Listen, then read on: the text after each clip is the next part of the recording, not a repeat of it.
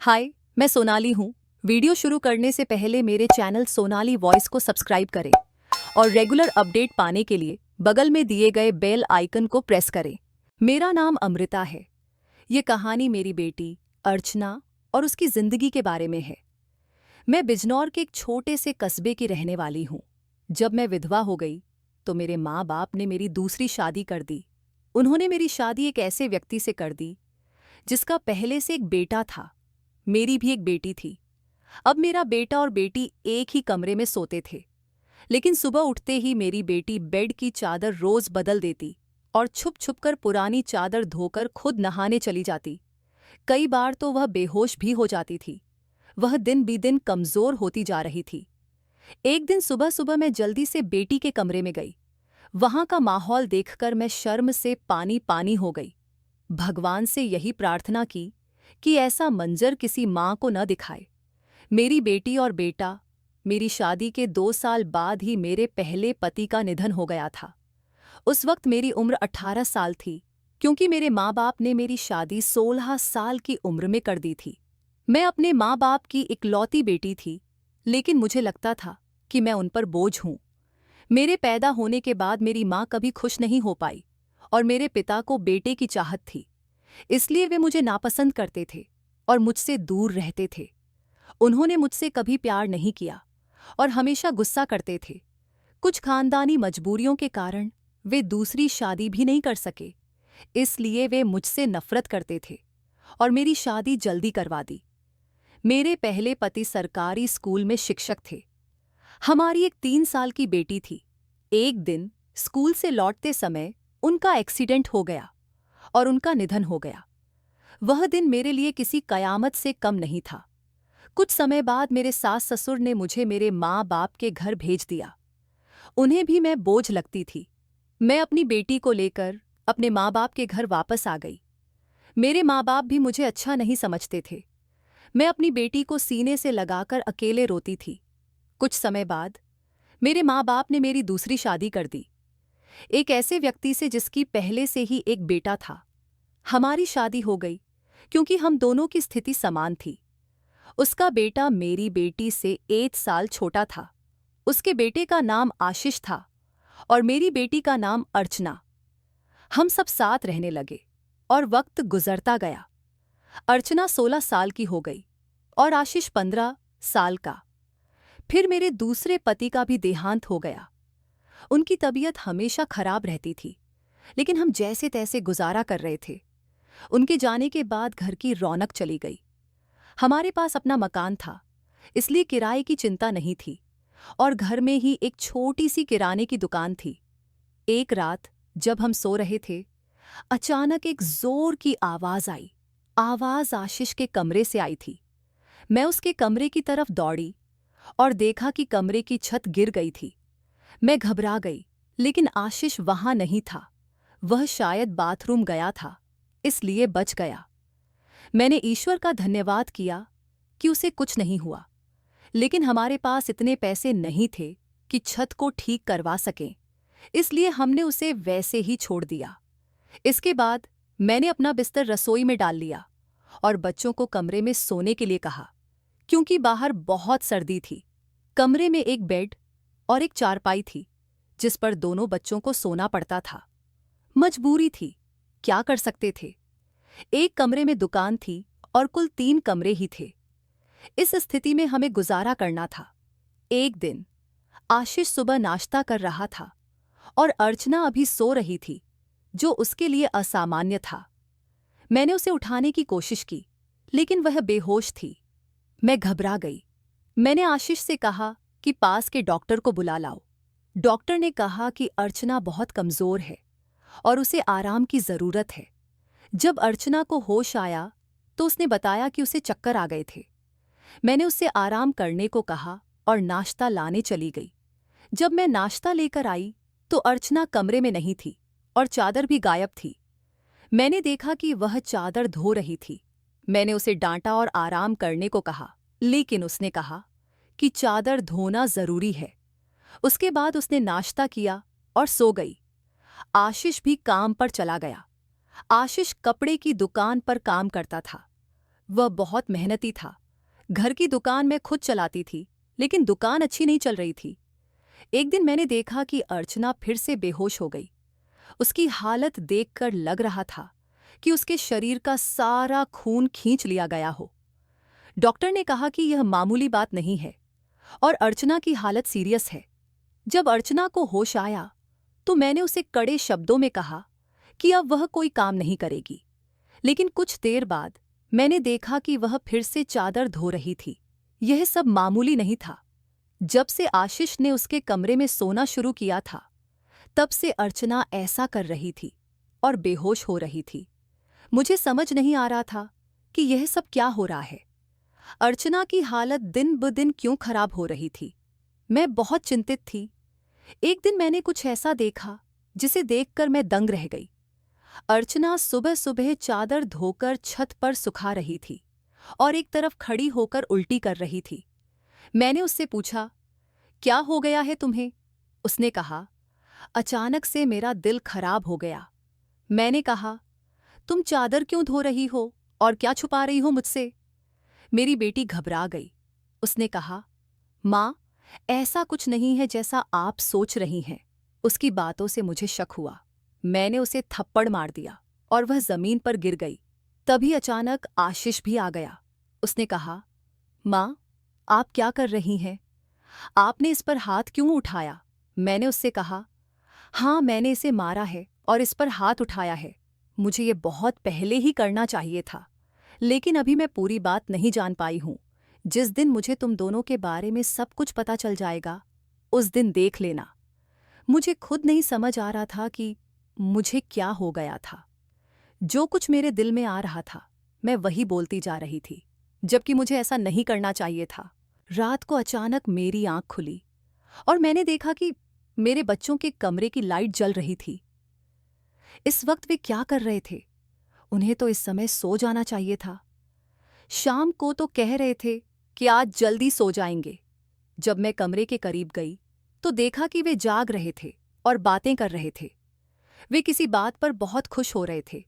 मेरा बेटा कह रहा था, तुम बहुत खुशकिस्मत हो। अर्चना ने कहा, हाँ, खुशकिस्मत तो मैं हूं, लेकिन कल फिर से जब मेरी तबीयत खराब होगी तो माँ मुझे देखकर बहुत परेशान हो जाएंगी। कब तक ऐसा झूठ बोलेंगे? बेटा बोला, बस कुछ दिन और फिर सब कुछ ठीक हो जाएगा। उनकी बातें सुनकर मैं हैरान रह गई। आज मुझसे रहा नहीं गया। मैंने कमरे के दरवाजे को खोलने की कोशिश की तो हैरान रह गई कि उन्होंने दरवाजे को अंदर से बंद कर रखा था। ऐसा क्यों? दरवाजा अंदर से बंद करने की क्या वजह हो सकती थी? मौसम बदल रहा था। उन्हें दरवाजा खोलकर सोना चाहिए था। मैंने दरवाजे पर बार बार दस्तक देना शुरू किया, लेकिन इसके बावजूद उन्होंने दरवाजा खोलने में आधा घंटा लगा दिया। जब मैंने कमरे में देखा तो उनके अलावा कमरे में कोई और नहीं था और वे दोनों ऐसी शक्ल बनाकर बैठे थे जैसे नींद से जागे हों। मैंने कहा, इतनी देर में दरवाजा क्यों खोला? तो वे बोले, हम सो रहे थे। मैंने कहा, झूठ मत बोलो, तुम लोग जाग रहे थे और बातें कर रहे थे। उन्होंने कहा, हम क्यों इस समय जागेंगे और बातें करेंगे? हमारा कौन सा कल पेपर है जो हम तैयारी करेंगे? उनकी हरकतें समझ नहीं आ रही थीं। मेरे पास बोलने के लिए कोई शब्द नहीं थे। मैंने उन्हें कुछ नहीं कहा और वहां से चली गई। लेकिन मैं सोच रही थी कि कोई ना कोई गड़बड़ जरूर है। एक दिन मेरी बेटी के बाजू में नीले निशान भी थे। यह तो जख्म के निशान थे। मुझे समझ नहीं आ रहा था कि उसे क्या हुआ था। मैंने उससे पूछा तो उसने कहा कि छुरी लगी है, लेकिन छुरी तो उंगली पर लगती है, बाजू पर नहीं। मेरी बेटी कोई ना कोई बात मुझसे छुपा रही थी। कभी बेहोश हो जाती थी, उसके शरीर पर अजीब निशान होते थे, और कभी उठकर अपने बेड की चादर धोने लगती थी। मुझे कमरे में जाने नहीं देती थी। मेरा दिमाग जिस तरफ जा रहा था, मैं वैसे ही सोचना नहीं चाहती थी। मेरी गलती थी। मैंने आग और पानी को एक साथ क्यों रखा? मुझे ऐसा नहीं करना चाहिए था। मैंने सोच लिया कि अब मुझे क्या कार्य कर रखी। जवान लड़का और लड़की को एक साथ एक ही कमरे में नहीं सोने देना चाहिए था। गलती तो मेरी ही थी। मुझे इन सब बातों का ध्यान रखना चाहिए था। आशीष अर्चना का सौतेला भाई था। नियत बदलते देर नहीं लगती। इस उम्र में बच्चे बुरी संगत में पड़ जाते हैं। सगा भाई तो सगा होता है और सौतेला भाई सौतेला। फिर मैं कैसे सौतेले भाई बहन को एक साथ एक ही कमरे में सुला रही थी। यह मेरी ही गलती थी। जब हम ही बच्चों पर ध्यान नहीं देंगे तो परेशानियां तो होंगी ही। मैंने अपने बेटे और बेटी पर नजर रखनी शुरू की। एक दिन मेरा बेटा अर्चना को कोई चीज लाकर दे रहा था। मैं चुपके से उनकी बातें सुनने लगी। उसने कहा, यह तुम्हारी दवाई है, इस परेशानी के लिए यह दवाई ले लो तो सब कुछ ठीक हो जाएगा। उसने अर्चना को छुपाकर गोलियां दी। मैं परेशान हो गई कि किस चीज की गोलियां वो दे रहा है। आखिर ऐसी क्या बात है जो वे हल करना चाहते हैं और मुझे नहीं बता रहे हैं। दवाइयां भी कुछ अजीब सी लग रही थीं। अर्चना ने वे गोलियां फौरन से पकड़ लीं और अपने दुपट्टे के पल्लू में छुपा लिया। आशीष ने कहा, रात को सोने से पहले खा लेना तो फिर अगले दिन तुम बेहोश नहीं होगी। 2-3 दिन तक अर्चना बेहोश नहीं हुई, लेकिन फिर एक दिन जब गोलियां खत्म हो गईं, वह फिर से बेहोश हो गई। उस दिन आशीष घर पर नहीं था।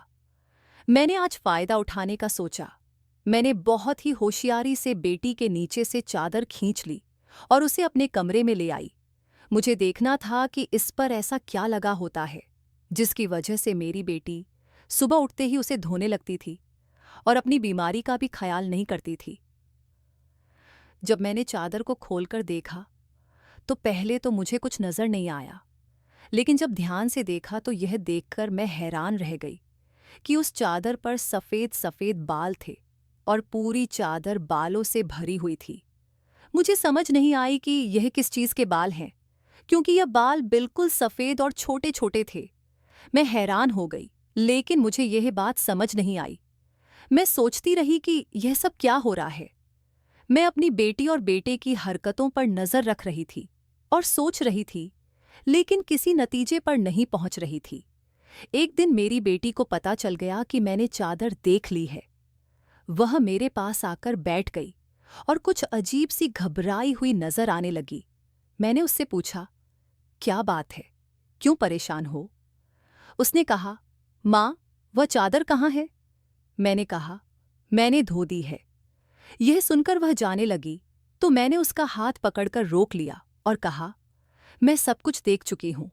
उस चादर पर जो भी लगा हुआ था, मुझे बता दो यह सब क्या है। तुम मुझसे इतने दिनों से क्या छुपा रही हो? मैं बहुत परेशान हो गई हूं। मेरे दिमाग में बहुत बुरे विचार आ रहे हैं। वह मेरे पास बैठ गई और फिर मेरी बेटी ने मुझे ऐसी बात बताई कि मेरे पैरों तले जमीन खिसक गई। उसने बताया, माँ, जैसा आप समझ रही हैं वैसा बिल्कुल भी नहीं है। दरअसल हमने देखा कि घर के हालात अच्छे नहीं चल रहे थे, दुकान भी नहीं चल रही थी और भैया भी कुछ खास पैसे नहीं कमा रहे थे। फिर भैया के दोस्त ने उसे एक काम दिया। उसने कुछ नकली किस्म के बिल्ली के बच्चे रखे हुए थे जिन्हें संभालना उसके बस से बाहर था। इसलिए उसने हमें उन बच्चों को संभालने का काम दिया और उसके बहुत सारे पैसे दिए। भैया दिन में वही होते थे, लेकिन रात में उन्हें आराम करना होता था। इसलिए वे बिल्ली के बच्चों को कमरे में ले आते थे और मैं उन्हें संभालती थी। उन्हीं के बाल सुबह चादर पर लगे होते थे जिन्हें मैं सुबह धो देती थी। हमें पता था कि आपको यह सब अच्छा नहीं लगेगा, इसलिए हमने आपको नहीं बताया। मुझे बिल्ली के बच्चों से एलर्जी हो जाती है, जिसकी वजह से मैं बेहोश हो जाती थी। भैया ने मुझे एलर्जी की दवाइयाँ दी थीं। माँ, भैया का दोस्त बहुत अमीर है और वह इस काम के हमें बहुत ज़्यादा पैसे दे रहा था। वह हमें एक दिन के Rs 1000 दे रहा था। आज उन बच्चों का हमारे घर में आखिरी दिन था, क्योंकि अब वह उन्हें दूसरे शहर ले गया है। हमने इतने पैसे कमा लिए हैं कि हम उस कमरे की छत भी बनवा सकते हैं और घर का राशन भी ला सकते हैं। हमें पता है कि आपको पालतू जानवर पसंद नहीं हैं, इसलिए हमने आपको यह बात नहीं बताई थी। आपने हमारे बारे में क्या क्या सोच लिया। हमें बहुत बुरा लगा जब आपने हम पर शक किया। भैया ने हमेशा हमारे बारे में ही सोचा है। उनका पिता तो इस दुनिया से जा चुका है, लेकिन वह फिर भी हमारे साथ रहता है, क्योंकि वह हमें अकेला नहीं छोड़ना चाहता। उन्होंने मुझे अपनी सगी बहन की तरह माना है और कभी कोई गलत बात नहीं की। वह दिन भर मेहनत करते हैं और रात को मैं उनकी मदद करती थी। मैं उनकी मदद कर रही थी ताकि उन्हें आराम मिल सके। यह सुनकर मुझे बहुत अफसोस हुआ और खुद पर गुस्सा भी आया। मैंने अपने बच्चों के बारे में क्या क्या सोच लिया था। मेरे बच्चे उससे भी कई गुना ज्यादा अच्छे हैं, इससे ज्यादा अच्छे हैं। मैंने जो गलत बातें सोची थीं वे गलत थीं। अर्चना ने यह बात आशीष को नहीं बताई और मैंने भी उसे कुछ नहीं बताया, क्योंकि अब यह काम वैसे भी खत्म हो गया था। कुछ दिन बाद आशीष ने उस कमरे की छत बनवा दी और अब हमारा घर ठीक हो गया था। धीरे धीरे हमारी हालत बेहतर होने लगी। अर्चना ने घर में बच्चों को ट्यूशन पढ़ाना शुरू कर दिया था। हमारे हालात पहले से बेहतर हो गए और हमारे घर में कोई तंगी नहीं रही। मेरे जीवन में बहुत कठिनाइयां आईं, लेकिन ईश्वर ने मुझे अच्छे और समझदार बच्चे दिए। उन्हें समझ थी कि हमें मेहनत करनी होगी, क्योंकि हमारे सिर पर पिता का साया नहीं था और मैं भी ज्यादा कुछ नहीं कर सकती थी।